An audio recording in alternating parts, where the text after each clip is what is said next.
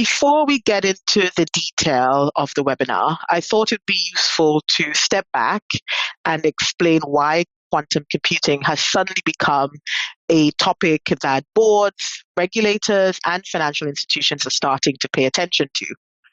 So, for many years, quantum computing sat firmly in the category of emerging technology. Something interesting, but not necessarily something with immediate relevance for financial services.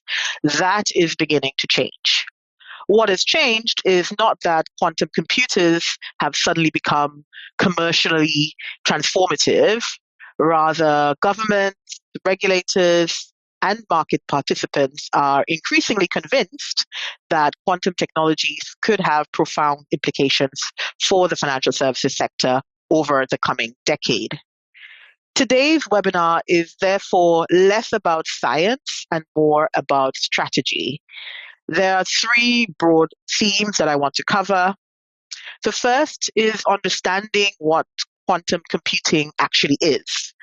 There's a huge amount of hype in this area, so it's important to separate what quantum computers can realistically do from what remains speculative. The second theme is the potential impact on financial services. Like most transformative technologies, a quantum computer and quantum computing present both opportunities and risks. I'll therefore look at where firms may benefit and where they may be exposed. And the third theme is the regulatory and governance response. Increasingly, the question for financial institutions is not whether quantum computing will eventually matter, but how firms should prepare for it in a practical and proportionate way. If there's one message I would encourage you to keep in mind throughout this webinar, it is that this is not simply a technology issue. It is increasingly becoming a risk management, operational resilience, and governance issue as well. With that in mind, let me start with a brief explanation of what makes quantum computing different from traditional computing.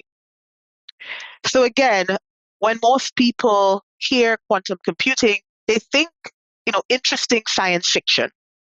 But regulators, central banks, major financial institutions increasingly view it as a strategic issue that requires action today. There are really two stories here. The first is of opportunity. Quantum computing has the potential to solve certain classes of optimization and simulation problems for financial services far more efficiently than classical computers.